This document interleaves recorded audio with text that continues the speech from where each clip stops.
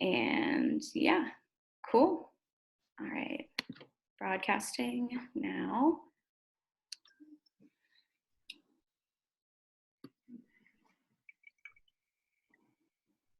A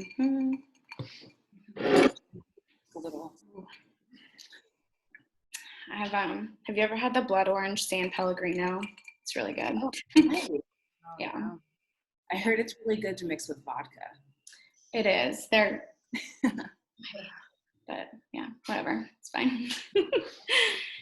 Okay, cool. Welcome everyone who's joining us now. We're just gonna wait like a minute for people to filter in before we get started. And then we'll get going. Okay. Like elevator music. I know. I wish Should that we be playing had like tunes, like a music? Yeah. Just like a do do do do do do do. That was good. That's my second calling. You did a great job.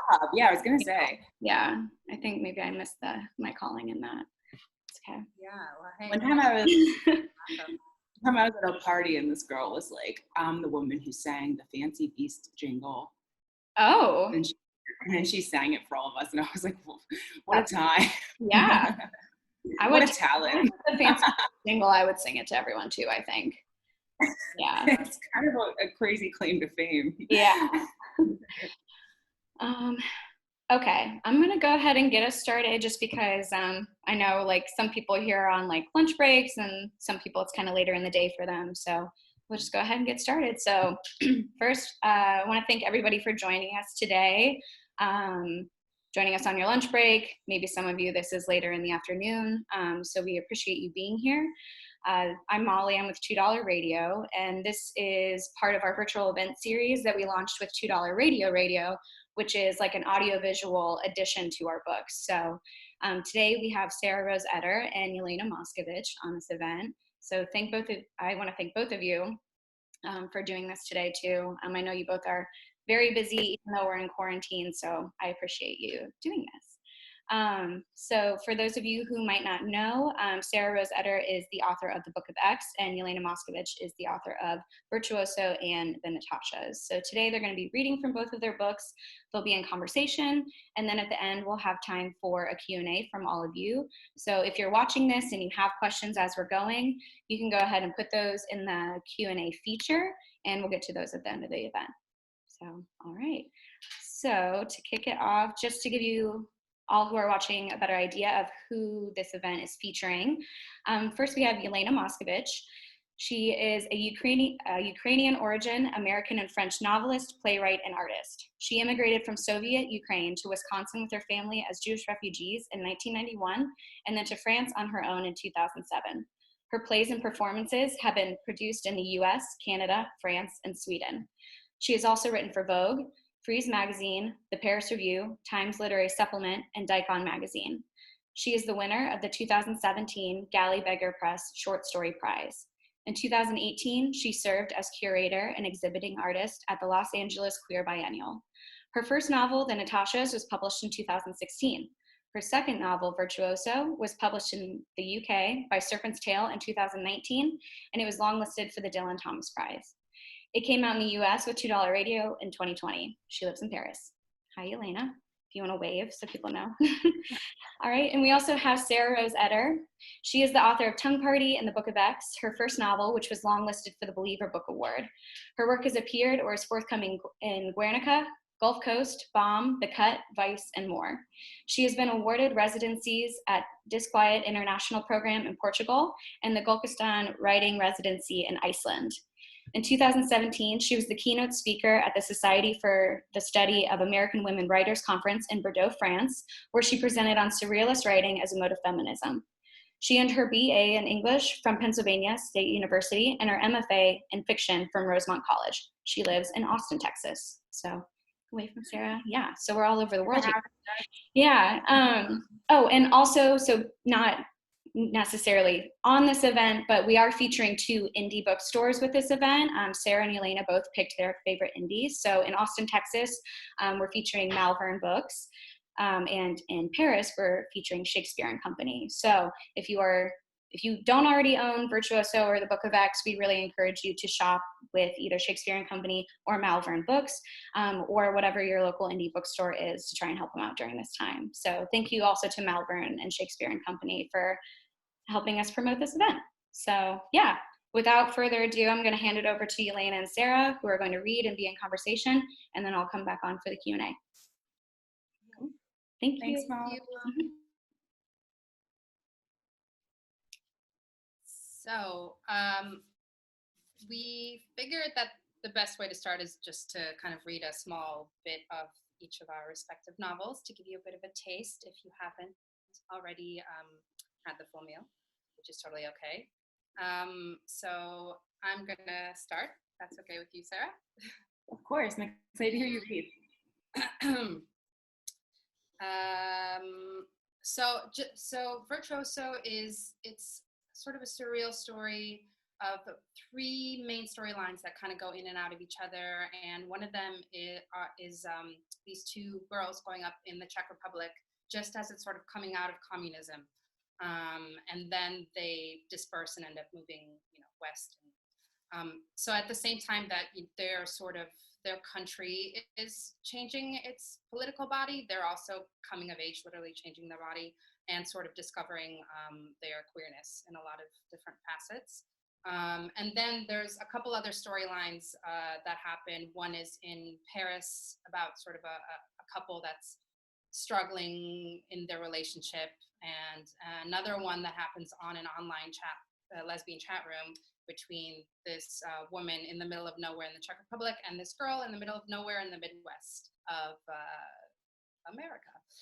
So I'm going to read from the Czech girls storyline. And so these two friends, Zorka and Jana, at this point, they are sort of like about 15, and basically they have this really deep friendship where they're both outsiders, and they're both sort of witnessing their country completely crumble and transform as they're trying to find their own transformation. And one of them is like a very outwardly rebel, and the other one is a lot more discreet. So this is from the point of view of Zorka, who's the one that's always getting in trouble, who's just kind of like takes all the shit. And then Jana, who's her best friend, is kind of a big, like, under the guise of being a good girl. So this is what goes down. Basically, it's like the final bang, the final shit show before Zorka disappears, and then another storyline will mysteriously appear. So this is from Zorka's point of view.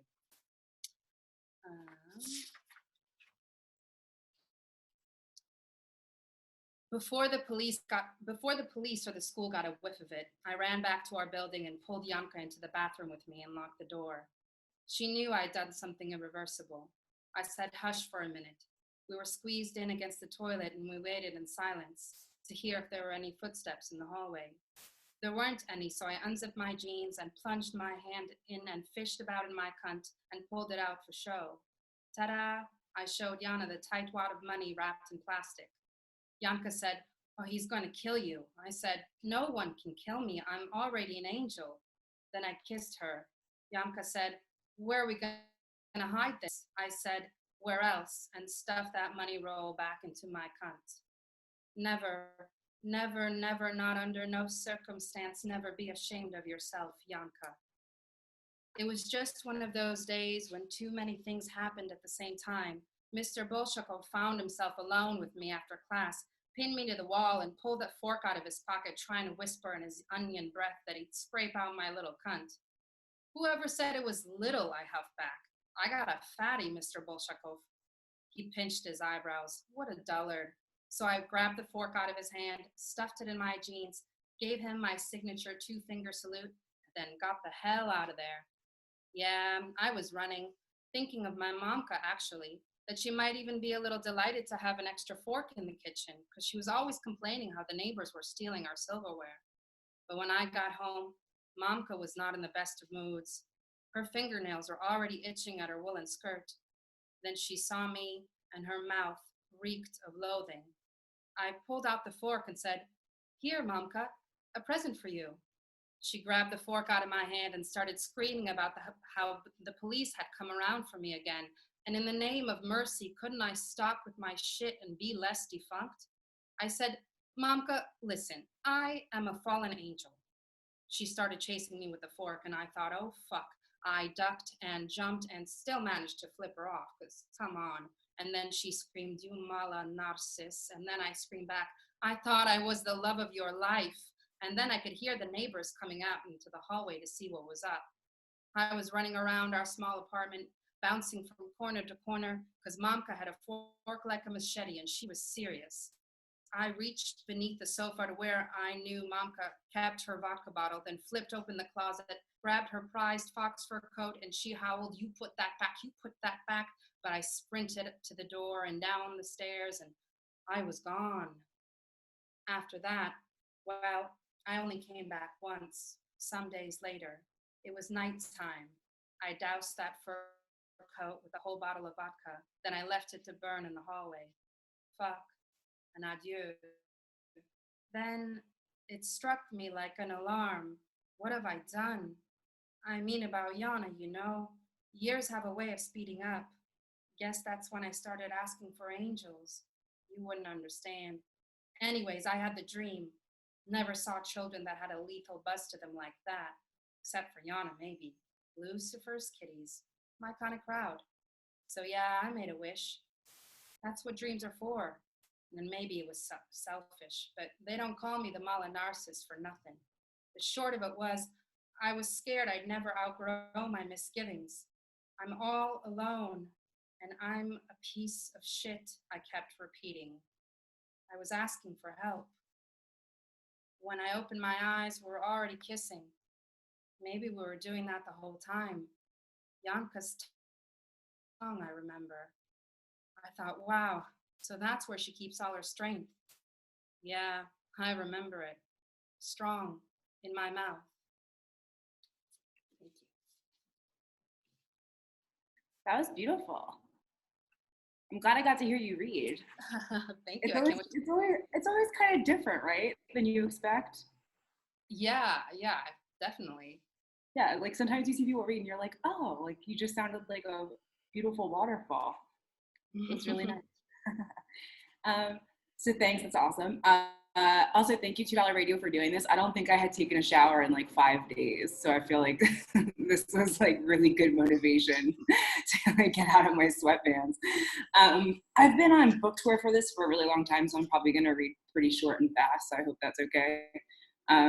This is from the Book of X, and I'm just going to read the opening. I was born and not like my mother and her mother before her. Picture 3 women with their torsos twisted like thick pieces of rope with a single hitch in the center. The doctors had the same reaction each birth. They lifted our slick, warped bodies into the air and stared, horrified. All 3 of us wailed, strange new animals, our lineage gnarled, aching, hardened. Outside, beyond the bright white lights of the hospital, the machine of the world kept grinding on, a metal mouth baring its teeth, a maw waiting to clench down on us. I'm not religious, but I damn well prayed, my mother says, exhaling smoke over the kitchen table. I rubbed the rosaries raw that you would take after your father. My mother's knot rests against the kitchen table, and in my tender moments, I want to reach a hand out and place it there. But as soon as you crowned, I knew it, my mother says. I could feel your knot. When my mother tells this story, I take long sips of my lemonade to keep quiet. I know she screamed the whole birth. I brought her the same pain she brought her mother. Your father says I went possessed. My eyes rolled back into my head. There are 4,500 different types of knots. There are 3,800 basic variations of these knots. There are an infinite number of ways to combine these knots and their variations, and in this way, knots are like stars.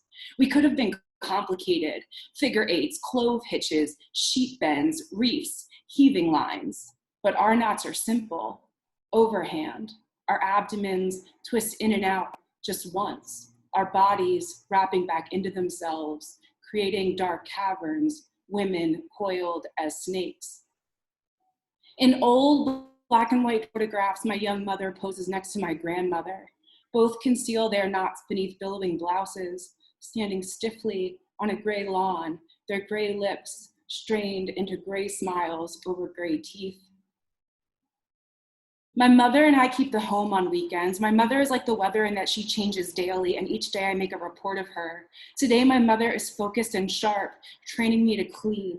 Everything must be white, pristine, diamond. Specks of dirt taunt my mother. A bucket of lemons rests at my feet. To keep a home, a woman must have hands and skin of citrus. Now do it how I do it, my mother says. You're old enough for a knife now. And I have seen it, her back hunched over the sink, the brown of her hair glinting in the sunlight, the fat of her upper arms warbling, the sawing, then the halves between her fingers, yellow moons in her palms, rubbing the lemons over the white walls. I hunch over the silver gut of the sink. I cut the lemons down the center one by one, arms shivering against the knife, separating small citrine hearts. Then I run the yellow halves over the white walls until they glisten, until the house tangs with the flesh of the fruit, until the juice of the citrus runs into the gutters of my gnawed nail beds and then stings. My mother sits next to me on wicker porch furniture. We have finished our cleaning for the day, and now it is magazine time. My mother's magazines are bright portals to new worlds where women wear fantastic clothing, their faces dazzling up from the pages. My mother reads me the season's new tips. This season, women need whiter teeth. I look at my mother's teeth. They're yellowing from years of smoke. Another trend is plastic fingernails, my mother says. Now, would you look at these? In the magazine, a pair of young hands holds a glass of soda with a straw. The hands have long, bright red nails, shining, luscious, more perfect than anything I have seen before. I look at my mother's hands, their nails, which are short, unpainted, best for working lemon against fall. The sun begins its fat drop into the horizon. A thin sadness leaks from my heart for her. One day we'll have white teeth and red nails too, I tell her. And I picture us like that, our teeth gleaming, our nails red. I picture us beautiful and unknotted. I think that's good. That's okay. Wow. I just looked up and I was like, was I on mute? No, you're good. Yeah. That would have been a nightmare. It happened to me before, so. But I have so many questions for you. okay, let's go. It's a little weird to not have like a public, like after you read to not. Yeah, I don't know. I'm kind of pretending no one's there, I guess. I'm just going to act like it's just you and me. Okay. Well, I'm pretending I think the opposite, that it's like stadium, just like people all around. A full stadium? Nice. I like that we're both going in opposite. Flowers, all the things I like. We're both going in opposite directions. Yeah, so your book has had like such incredible reception, but I was really curious, and you might be sick of answering this question, but I wondered kind of how this book began for you and like what the process looked like over the lifespan of it. Yeah, I always have a hard time remembering sort of like the origin of most projects that I start. I just kind of remember like, being in the middle of it. But I think a lot, when I try, maybe there was something before that, but the thing that's the most on the top of my consciousness about it is and I'm very image-based, is really seeing the character Zorka, which even though, it's hard to say that there's a central character because there's many characters that weave in and out of each other, but I just really saw her eyebrows, and there's a line in the book that said Zorka, she had eyebrows like her name. And for me, it was something about sort of that look and the eyebrows that were sort of the microcosm of a whole story. And there was so much, not necessarily plot-wise, but just sort of like the energy of her. And there was so much potential in that like glimpse that seduced me that I started unraveling and kind of went from there. I'm kind of working on a theory that every novel needs like a totem like that one image that you come back to over and over again. Yeah, it's like your spine in a weird way. Yeah. So both books, my book and yours, are both done in fragments, and so I was really excited to read yours. I was curious what drew you to that form, and then how did you keep it organized? Because I know that there was a point where I had so many fragments that my head was just like, oh, I can't take this anymore. So I was curious about that part. Yeah, it was, it's funny because I'm not I wonder if, how this is for you, even though, not to like throw the question back, but for me, it's funny when people talk about, fragmentation in novels, or even like any sort of thing like experimental plot lines or nonlinearity or things like that. On the one hand, this could be a stylistic choice, and on the other hand, it could just be the way that you tell your story, or the way, like, sort of your walk. There's a way that people can say like, oh, that's awesome that you do that thing with your leg. And it's like, well, I'm just actually moving forward. And that's the weight, like, movement that I need to do. So for me, like, even, my first novel is sort of, but just with like a lot of breathing room and a lot of sort of malleability in sense of time, in the sense of kind of whether we're in a poetic or a prosaic space, in the even in proximity towards the characters, whether we're very, like we're in the middle of a story, or whether we're kind of third person, like really peeking far away. And that, I think, I mean, that wasn't at all a choice. And this novel is my second novel, which is written like that. My third novel is also, one would say kind of fragmented, but still, with those same elements. So for me, that is just the way that I really like to tell stories. I don't know how that is for you, if you found it like a conscious choice, if it was just kind of a more natural expression. I love the way you talk about it being a walk, because I feel the same way when people ask me about surrealism. It's almost like I just do it, and that's just naturally what comes out. And so I felt with this book, I think it definitely got shorter through editing. And I think I do tend to write short, though. Like if somebody asked me to write a 10,000 word short story, I would just throw myself into the ocean. Like it's a nightmare for me. So yeah, I mean, I always run short. I can't help it. And so it kind of made sense in terms of a novel for all the pieces to be short. It was a pain in the butt to manage it and edit it and navigate it, like to hold like 1,000 different pieces together in some way and then edit them and stream. It was just, it was a lot. And I look back at it now and I'm like, maybe I'll just write like a historical romance novel next, like something really simple and like not all messed up with form. I mean, it's worth it, but it's just a lot more work on the back end than I think people realize. But yeah, I think it comes natural for me too. But it's interesting because your novel reads so fluidly that the changes in time are just these kind of natural, like, metamorphoses that it feels like, oh, of course they would jump to here or there. So it feels like so organic that I'm surprised that it was like it was such like a puzzle piece thing. Yeah. I mean, I don't know. I think it's like true for anybody when you're in the editing part. Like it's organic when you just do the first draft, and then when it's time to edit, it's just making it look even more organic, I hope. But I was going to say the same thing to you, because I feel like you're so good at making it feel cinematic. Like I can picture every single scene so well. And so I wondered if that was something that plays into your process, like thinking of visual art or of film, because you've gotten a lot of comparisons to like David Lynch, but I do think like you do move like a camera as a writer. And so I was curious about that aspect.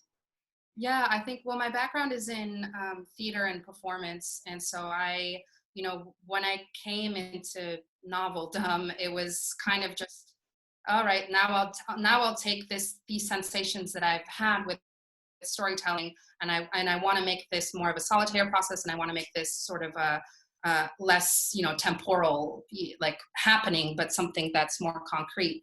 And so for me, like I kind of started, like I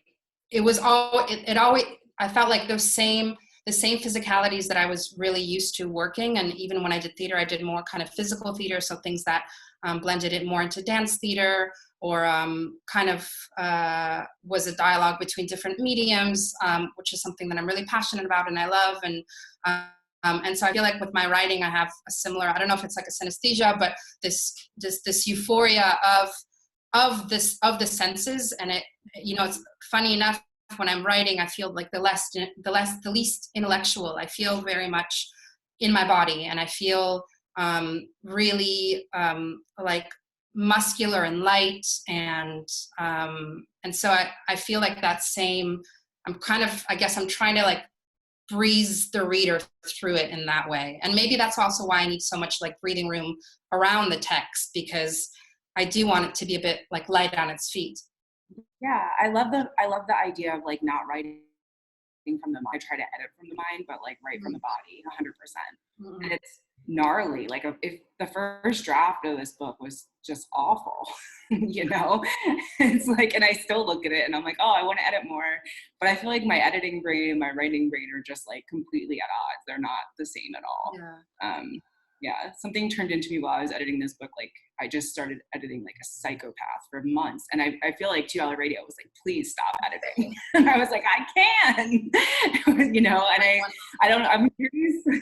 I was curious if it was like that for you or not. Like, did you edit like a feed or what's that part for you? I kind of write in like continuous cycles. So I write and I edit as I write, which is like the one thing you're told not to do. And even now it's funny as a teacher of creative writing, I mean, I don't tell anyone not to do anything, but you know, it's like we're encouraged to explore other processes and not necessarily that one, because it's very easily a trap, because it's kind of like the mana for perfectionists. Like if you get in it and you start editing as you're writing. But for me, it's just, I feel like they kind of go hand in hand. It's like a fork and a knife, and that's kind of how I manage things.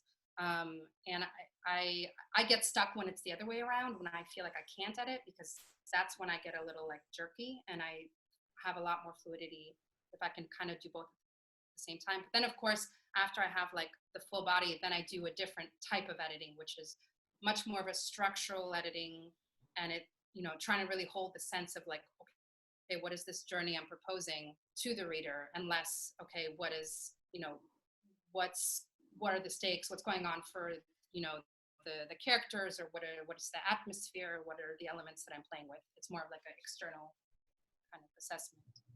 Yeah, in terms of keeping track of all your storylines, how did you manage that?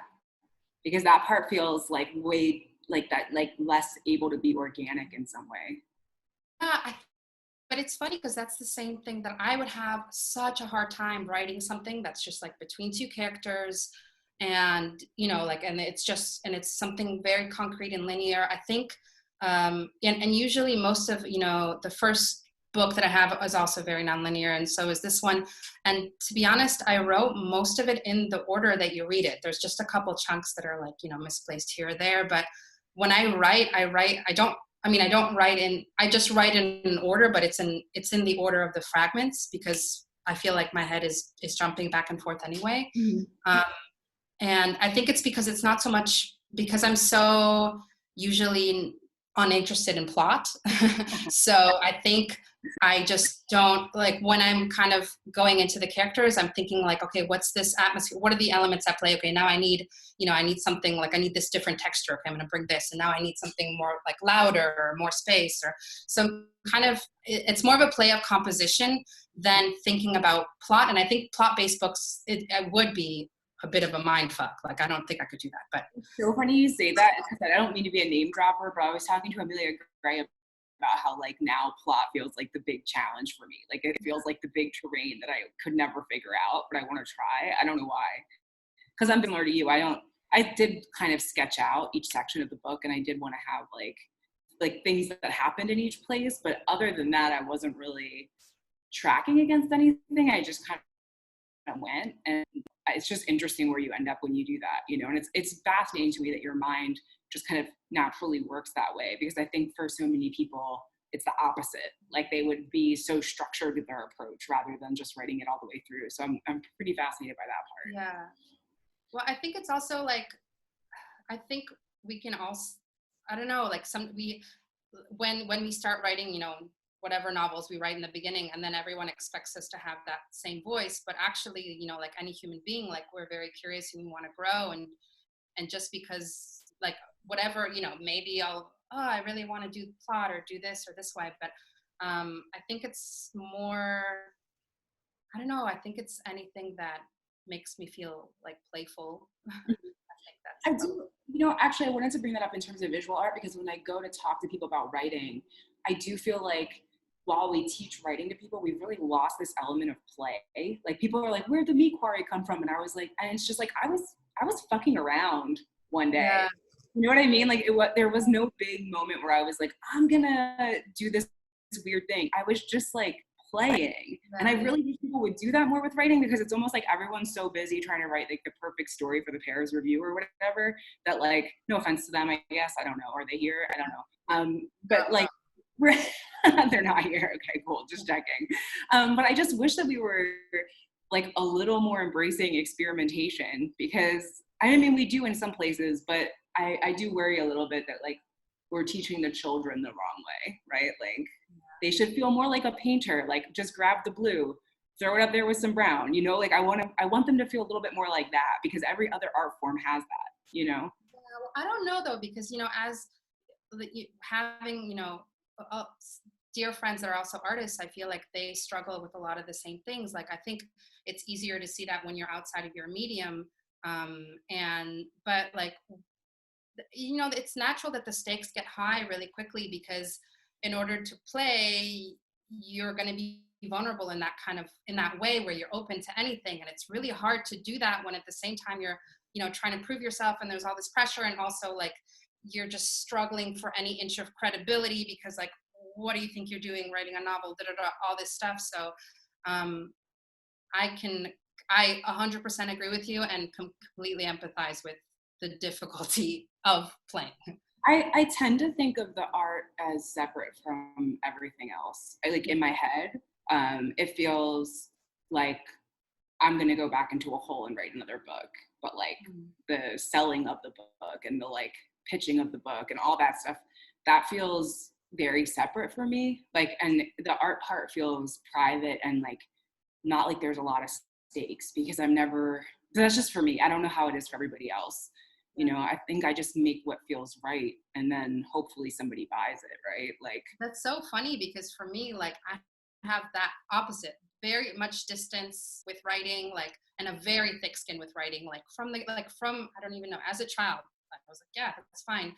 But with art, because, you know, I also do art, and even at this, I don't understand. I was like, why am I so, I get so sensitive. Like, even if someone like looks too long at like a painting I did and then like sighs in a way that they shouldn't sigh, I'm like, that's fine. I don't need it. I don't like, I just can't. And no matter how, maybe it comes with time, because, you know, I don't know, writing has more of a history with me, but it feels super personal. And I guess maybe it just depends on the medium. Whereas writing, like, I can take a lot of shit and I'm fine. I'll be like, I respect that. It's your opinion. Like, see, that's so interesting, because I did want to talk about your visual art, which I love so much. And I was curious how you feel like that impacts your work. And you're right. I go through phases. It's like when the 3 months before the book came out, I was sick over it. And I think that's true for every writer. This like strange stress shows up and you're just like, what's going to happen to me? And then you just have like a complete mental breakdown. And this is also where I'll give like a huge shout out to $2 Radio, because it's like, how do you manage a writer who has a debut novel coming out, and that like that 2-month window where they're just losing their mind, you know, like it's a crazy time. But for the most part, I feel like it's been kind of private. But anyway, back to visual art and your work. Can you talk a little bit about that? Yeah, I think like visual art, it's for me, it's like I'm a really tactile person anyway. So even when I'm writing, like if I have enough ink in my printer or whatever, I prefer to like print it out and put it all around and like draw all over it. And I feel like I'm naturally kind of like wanting to get my hands dirty with something. But I love the immediacy of it. Like, you know, with the novel, you're like, yeah, I'm going to make something. And then I'll see everyone in 2 years. Like, you can't, with art, you can just like, you have this feel urge, and then you just like put your hands in, and then you kind of get lost, and then you come out and it's there, it's before you. And I think like that's really majestic, and it feels really gratifying to be able to actually touch, you know, certain, you know, like colors or textures, or to actually have to be like in real time with it, and then to be able to step back and see the results, and see the way that your touch, your print had an effect on that material. It feels really sensual and really intimate in a way that like writing is kind of the metaphysical equivalent of that sensuality. I feel so envious of that part, because it's like writing just takes so long to get into the world, and it's just, sometimes it's like, oh, like I wish that this just took like 5 seconds, or that I could see people's reactions to it faster, right? Like, even though you hate that moment where people are staring at your painting for too long, you almost get that immediate sense of how they feel about it, where with a book, you throw it out in the world and you're like, I hope someone has time to read this and like has thoughts on it, you know? Yeah. I think, who are your favorite visual artists, would you say? Like who would inspires you? I feel like they're ever changing, but it's funny because your book opens up with Carol Rama, who I love. That's my favorite. Yeah. I would say, I mean, I really love Cindy Sherman, specifically for just her malleability, even over like the lifetime of her career. I really love Tracy Emin, a lot for just like the way that she searches in her paintings. And I love, well, you know, it's like when someone asks you, then you go blank and you're like, what is it? I love Cy Twombly because you know, when I look at any of his paintings, I'm just like a liquid thing. So yeah. One of his was at the Philadelphia Museum of Art, and I would visit it all the time. What is it? A fire that consumes all before it. I think it's the one. Yeah. It's like red cloud, and it just looks so gnarly. It's my favorite. Yeah. But actually, I have so many questions for you as well. I was like, wait a second. Because it's funny because now that we're talking about art, but something that I saw a lot in reference to your book is this like, word grotesque. And I find it like, it's such an interesting word especially, I feel like especially in writing or in novels, because it's used in this way as if like, oh, the novel is really grotesque, the writing is really grotesque, as if the author is like purposely doing something against the notion of beauty. Mm-hmm. And I find I don't know like what your feelings are, but I find it's so interesting, this resistance to like, you know, a multiplicity of beauty. Like why is grotesque this thing that we do when we want to be ugly? Why isn't it not just like another palette of something? I don't know. I think it's so funny because one thing I've found with trying to explain this book is the word surrealism is super contentious, and so is the word grotesque. And I think it's hard because it's almost like if you make something that feels new or different, people need to fall back on language they understand. And it's sort of like the word blue, right? There are like a million shades of blue, right? So the word blue itself contains so much. And I feel the same way about grotesque, right? In the beginning, grotesque was beautiful, right? When they found the cave drawings, like I think it was first, you know, in a grotto, right? It's like the first, like a heart was drawn on the wall, I believe. And then, you know, then it evolved into architecture, which I did still think was beautiful. And I think it was then in photography, that's where it really started to get people taking pictures of like the dead, and it started to really take on this like form of being gnarly. But I do think the word grotesque like still has beauty in it, but maybe I'm just messed up, you know? I do find these words kind of limiting, and also they can be polarizing, and it's complicated. It's complicated, and it is part of capitalism because they need a place to put your book. They need a way to describe your work, and no word is ever going to be able to encapsulate art, right? No one word is going to be right. I feel like, I don't know if you feel that way too. It's like, even in reviews, you know, there's no one word you would call your book, I'm sure, right? Well, I mean, I think that's kind of the funny thing about both our books is I think both of them, I don't know how many times I've heard like difficult to categorize, and the same with your book. I saw it all the time, you know, oh, it's so difficult to categorize. And it really, I'm sure it's a question you get a lot as well. But it really makes me think about this, you know, like why are we so attached to this monolithic idea or like this identity of a novel as being this one category, and then everything else is, how is that also a novel? Whereas actually these are all expressions of a novel. And I don't know. I just basically, what do you think about this kind of this urge or this need for categorization? Yeah, I mean, I think it's, if you think about the internet, if you think about the library, it's how we categorize things. It's how we sell them. It's how we put them in a place. It's how we ship them. You know, like we have to have some order to the world. And I think the hard part becomes when you try to force art into that order, you're always going to lose something. And I mean, that's been my biggest experience. I honestly think in a weird way, most of my reviews were basically sort of really using language from my blurbs, because the you know, they didn't really know what to do with it in some way, which, you know, is not a bad thing. It's like what it is. But yeah, I think categorization of any art is hard. If we were in a band, we were making music, they would call us something that we probably didn't like, because that's what like the general public calls things. So I don't know, I've kind of gotten thicker skin about it, because language is rigid and limiting, and it's, you know, it's like a code between us about how we recommend things. So it's complicated, you know? Yeah. But I don't have any more feelings about it. Like, it doesn't bother me anymore, I guess. I don't know.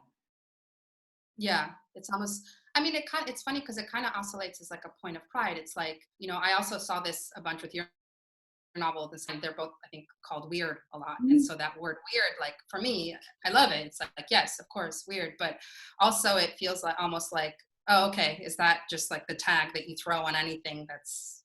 Well, it's very funny because you're right. People call it weird. And then I would do interviews and people would be like, well, actually, like it does have a plot, and like there is a pace to it. And like you could read it very quickly, and it is kind of commercial in that way. And I'm like, you know, so yeah, it is walking some weird line of like being surreal, but also taking a lot of elements from commercial fiction too. So I think that's the same place where you're like blurring lines and people don't really know what to do with it, you know? Yeah. It's also crazy too, because language evolves, right? Like what grotesque meant back in the day versus what it means now. Same with surrealism, you know? And so I kind of like the idea of like maybe not reclaiming those terms, but if we're going to be associated with them, then hopefully like we're heralding in a different look at them, I hope, you know? I think I might have one more question for you, and then I think we do Q&A. Does that sound right? Yeah, I think we have some questions coming up. Well, let me ask one last one, and then I'll let everybody else ask. Was there any music that you were returning to a lot while you wrote this book? Like, what was your soundtrack?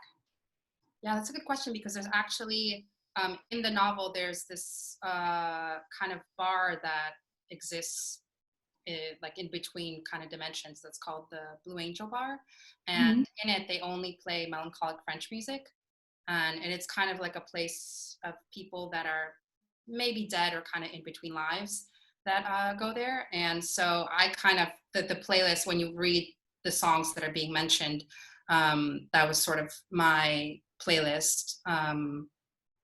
Really? Like, I was just assuming that they were like nice references, but I didn't realize they were like your totem songs. Yeah, well, I mean, I think for that space, and then they kind of ended up, it's true, they ended up being like the soundtrack for all of it, but it was just because it was underneath everything. It was just this crooning, like Jacques Brel, or like what are the Françoise Hardy, like her early stuff where she's just kind of breathy talking. It's like not even, they're so like downtrodden they can't even sing, like that type of like melancholia to like a strum of something. I really love it because it's so epic and ridiculous at the same time.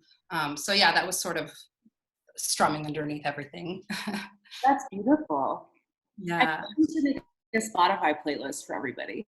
That's a good idea. We should have Spotify playlists like every time a book is released. Like, also get the playlist that went with. Here's everything I was listening to while I wrote this book, and then it's just like now you're inside, you know. Yeah. Super interactive. Yeah. Awesome. Well, I think it might be. Maybe is it? Yeah, maybe it's time to let's kind of switch. There she is. Hey, girl. Hey. Thank you both so much. I was excited about putting you two in conversation, and I'm just thank you so much for doing this. It was so great to hear both of you talk about your books and about your process. And we have some really great questions in the Q&A too. So I'm going to go through these. Also, if people still have questions, you can still put them in the Q&A. So first, we have one question for Sarah from Elizabeth. She says, something that grabs me about the Book of X is the use of present tense throughout Cassie's story. What is it about the present tense that lends itself to surrealism so well? I always think of surrealism as kind of a delicate balance. Like, you can't stay in a surreal world for too long because you're asking the reader to suspend their beliefs, right? Like, you're asking them to kind of make a leap with you. And I think that's part of the reason I run short, right? It's like you have a good idea, but you can't ask people to stay too long. And so the present tense is good because it adds urgency. And I always felt like it's like you need that rhythm of the sentences to keep people coming back. So the present tense and the surrealism, both of them, it felt like I just needed that to plow through the concept so that I couldn't lose the reader. I didn't want to give them a reason to put the book down, essentially. Okay, great. And actually that kind of like leads really well into this question from James, asking about like an emphasis on sound and rhythm in your work. So if you could talk a little bit about your approach to sound in writing as well. You want to take that one first? I think, you know, I grew up in poetry because my mom, she's a poet. She's a mathematician by trade, but wrote poetry her whole life, still does. Very much was raised on Russian poetry. She writes Russian. And so I've always kind of had, it's that certain sensitivity to tempo, tonality, all the musicality of language, and also the strangeness that each word is in meaning something and sounding something. And I love, you know, in poems you get that like in an immediate, like in a one gulp. And I always wonder, and I'm still kind of wondering how to capture that essence, that immense space that poetry can give in such a, you know, small bite. With a novel, because it's more of like a longer relationship. I don't know, maybe it's impossible, but it's definitely something that I think does come through a certain rhythm and a certain incantation, because there is a metaphysical energy that's released through kind of like the sounding board of what's happening beneath the sense of things. Yeah, that makes total sense. I also think it might be why both of us are maybe drawn to fragments, right? I always think that a poem has a roundness to it. And so I was kind of looking at each fragment like I want it to end with a gut punch of a sentence, every single one of them. And I don't know if I got it every time, but when I was on book tour with Tommy Pico, he was like, you wrote a book-length poem. And I was like, damn it. But yeah, I mean, same thing. All of my, like, Sylvia Plath, T.S. Eliot, like, everything I grew up with was poetry. And so that part, I think my sentences come to be kind of based on that. But then also, too, I mean, while editing, I kind of exhausted myself because I kept thinking, like, okay, how would Brian Evanson edit this sentence? How would you, right? Like, I started to think about my favorite people, and then that made the sentences sort of like stark and clean. And I just tried to like really polish them up. But I never read the book out loud until I went on book tour, which is weird because I think most writers would tell you that's how they edit.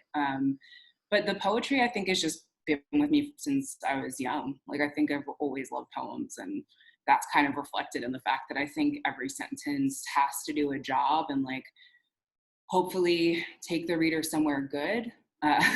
You know, but I like the idea of there being a rhythm and a pulse to a book. Like, that's what I hope keeps you coming back, that it feels alive, that it feels like a heart.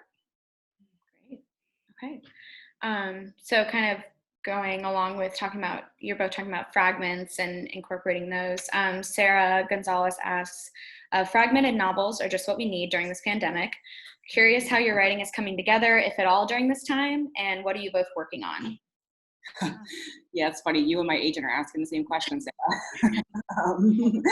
I've actually been writing like fragments in my phone every day, and they're like, I think they're good work. I just don't know if they're like sellable, but I'm working on a novel. I'm trying to clock like 1,000 words a day right now. That's my new goal. I shouldn't say that. But yeah, I mean, I'm just trying to make small steps. I think you're right though. I think frequently about the attention span of the human being thanks to social media. And it's kind of like people do need a book that's in fragments, because right now, like, if you put a block of text in front of me, my brain just shuts off. And so, yeah, I don't know if the next book will also be in fragments yet. Right now, I'm not sure, but yeah. Yeah, I mean, I went into quarantine with already kind of towards the end of having the final draft of my third novel, but now working through that kind of the full body. So I think it's different where you are in your process as well. It's super helpful to have, you know, like to be working on a whole body that's constructed. I think it's been actually really also because I've been quarantined alone. So it was actually really nice to have my novel there, and like it felt like that was one of the things that one of my roommates, so to speak, and like to kind of work on it little by little. I didn't and still don't really have a lot of, you know, pressure to get it out, you know, any time or whenever really I want. So it feels kind of low key, but at the same time, like discreetly all encompassing and really exciting. It feels like I have this like amazing secret that no one knows yet, and I can't wait to tell people, but for now I have to like keep it to myself, and I love that feeling for now. It's such a good private feeling. Like, it's like I wouldn't tell anybody what the plot was, but like I can definitely say I'm doing it, you know. Yeah. But yeah, I don't really know. I don't really feel pressure per se, but I would say the first 2 months of quarantine, I was kind of useless. Like I couldn't read, I couldn't do anything. I felt just really, really sad. So I think it's coming back, but I think I also kind of accept that this is a strange time to be making work for me, you know, and probably for a lot of people. Yeah, I don't know. Yeah. Thank you. Sorry if you heard that loud noise. We have a pitcher of water out to water plants, and my cat just knocked it over all over the kitchen. I'm Sorry. dying any minute. Yeah. Oh, yeah. Okay. What time is it? Okay. I think we wanted to cut this at like an hour, so we just have a couple more questions. Or is that okay? Are you guys still? Yeah, let's go for it. Okay.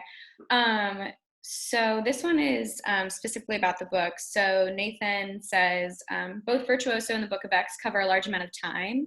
We find these characters when they're very young and get carried through a significant portion of their adult lives. I love stories like that, being able to travel such a large amount of time with these characters. Neither stories feel overdetermined and still have a rewarding narrative. Do you find it hard to keep a longer timeline, or is it organic? And like, is it organic to keep them as messy and surprising as real life when you're covering that much space? Yeah. It was organic for me. I just went with her where she needed to go, I felt like. And I did know, I don't think I knew a lot when I dove in, but I knew that she was going to be a tragic character and that I was not going to be with her forever. Like I kind of knew going into it. And I don't know if I regret that decision now, but I kind of knew going into it that she was doomed, and I was just kind of following her for as long as I could. Yeah, for me, I think it was, you know, I kind of knew early on that I was interested in trying to tell some stories that are coming more from the post-Soviet diaspora, but these kids that are, you know, my generation after the fall of the Soviet Union that are coming out of that, but that are at the same time discovering their queerness, because I feel like that, you know, there's those identities. I don't see very many examples where those identities, I mean, now a bit more, can have the same space. And I wanted to play around with that. And also from that, you know, dispersion, a lot of characters, they do move around from this country and then that country. And that's also been my experience. So I feel like I needed a longer time frame to be able to sort of talk about what it means for these kind of political or national structures to be changing while someone is also physically changing, getting their period, getting horny, stealing stuff, getting in trouble, you know, all this stuff. So it's like, and I really kind of love playing around with that parallel of the, you know, our small body and the big global body. Okay, awesome. So a couple of the questions we have here are kind of about like your writing process. So Nina, well, this is nice. I'm gonna read this part too. Nina says, "You're both so talented. Thank you for this wonderful conversation." So thanks. Aww. That's nice. Also, you can put nice stuff in the Q&A. I always love to send that afterwards. So even if you don't have a question and you just want to say something nice, like put that in the Q&A. We'll read it. But anyway, Nina asks, can you tell us about a work of literature, music, or art that has offered you some solace in the last couple months? Ooh, that's such a good one. Solace. Yeah. It's not solace, but it's a book that I finished, which was Lying by Lauren Slater. It's a memoir, but it seems like she's lying the whole time. And the language is really, really beautiful. And it's very kind of experimental. Like it's done through like doctor's reports. And you think she has epilepsy, but it might just be a metaphor for her life. And it just kind of keeps collapsing in on itself. And by the end, you're like, what did I just read? But the language is so rich that it just keeps you reading it. It's the first book that I actually finished reading during quarantine, I think, just because my head's been so scattered. I'm sure other people feel that way. And then some short stories have been really good. That's been super, super helpful. I did read Little Eyes by Samantha Schweblin, and I liked that a lot. That was really good for quarantine. I think those were the big ones. Yeah, I had similar, really hard time reading anything, like for a while. Like it really took me, it didn't really give me a sensation of solace at all. But then I stumbled upon sort of rereading, just not even from front to back, but reading parts of Jean Genet's Our Lady of the Flowers, because he's writing it from prison, and it's just all about all his kind of all the different friends that he makes that are then, well, his friends outside of prison and that are in and out of prison, and sort of that kind of gritty queer life that's confined, which even though it's quite literal, but I found it really nice to read. And then also I just really I feel like maybe it's because my background is in theater, I like reading plays. I feel like there's a little more breathing room. And so I was kind of rereading Sarah Kane, which is maybe a bit hardcore, but I liked it because it kind of felt like just like jamming out in my house. Cause it's so like, she releases so much, and I like that she kind of screams on the page, and it felt very cathartic to just kind of be there with her during that scream. But if not, just a lot of music. I think more music and art, like more kind of immediate things. I was quite like, pecking at stuff, I find. Yeah, I feel peckish as well. Yeah. I think I have time for one more, and then I have to go to a meeting. I'm sorry. Oh yeah, no, you're totally fine. I think I guess the last one, I guess in that same vein, and if we didn't answer your question, I'm sorry. I'll put them in a place where we can look at them later, but thank you all for your questions. Just in that same vein, some books or writers that you find inspiring for your work. I know you just named a few, but if there were a few more, so that way, like, people that enjoyed your book, maybe they'd also like books by these other authors. Do you have any off the top of your head? I was gonna say, you go first. What? Well, I know, yeah. I know Sarah mentioned Brian Evanson earlier, so yeah. I'm like building. Oh, you want me to say more books? Yeah. Okay. Do you have any other ones that like inspired you all? Brian Evanson for sure. I do feel like there are a couple Samantha Schweblin stories that just like really wrap themselves up super nicely. So I'm obsessed with her. God, it's so hard. I'm like just about to look at my bookshelf, right? Like, right, The Changeling by Joy Williams. I think that is absolutely amazing, and I've been really into that.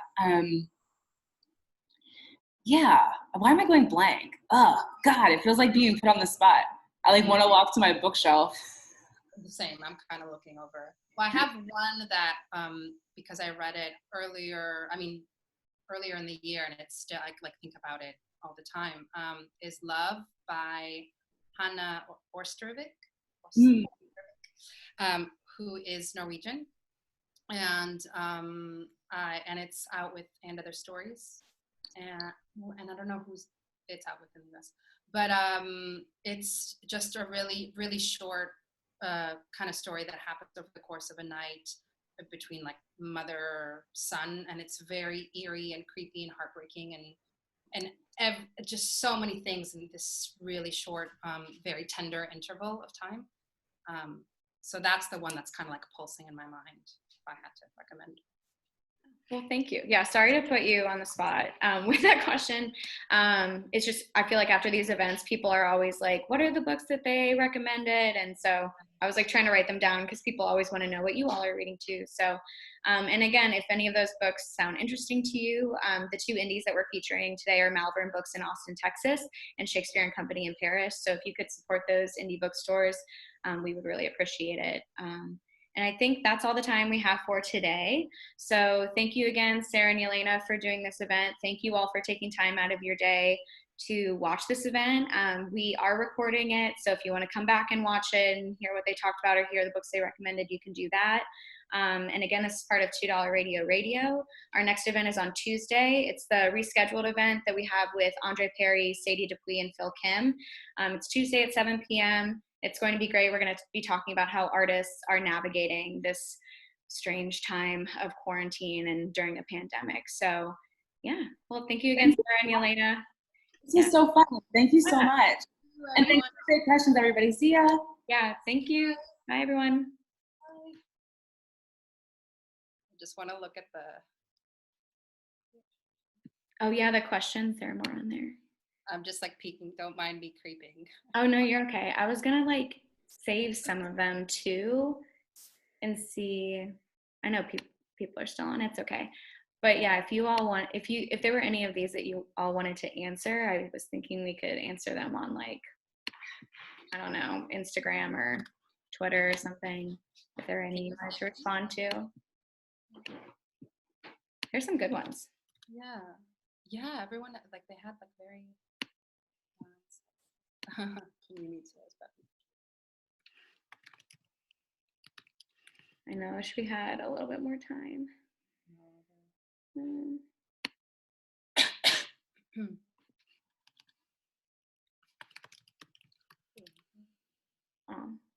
Okay. I did mine. You went through.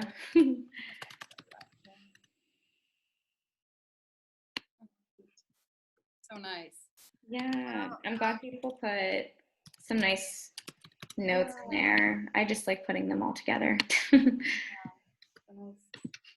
Thank you so much, Molly, for organizing this. Yeah, thank you. Thank you for taking time to do this. Yeah, like I said, I love both you and Sarah's book, and I just, after reading both of them, I was like, oh, I wonder, oh, forgot my video wasn't on, sorry. After reading both of them, I was just like, I could just see like some connections between the two of you, and just knew that it was going to be great to just put you two in conversation. So I really appreciate being able to be present for it. So thank you. Yeah, no, it's definitely a good call.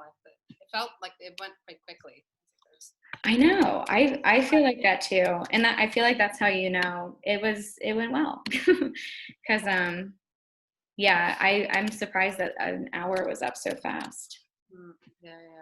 Yeah. It's daytime where you are, right? It's what? It's early. It's like 1. Okay. Yeah. I was like, have a good evening, but it's. Well, I know. Well, that was also when we were getting ready, I was like, oh yeah, I have to remember that like people this isn't the middle of the day for people. Like not everyone's taking their lunch break. Some people it's like, it's the evening for them. So that was cool too. You know, oh, some people are still watching. Hey, people that are still watching. Just that, oh yeah, because I went through the list beforehand just to see, and it's cool. There are people from like the UK, like Paris, Canada, the US. So thank you all for watching. It's cool to bring people together that way. Yeah. After party for people. Yeah. All right, cool. Thank you again, and have a wonderful rest of your day. Thanks. You too. Yeah. See you later. Bye.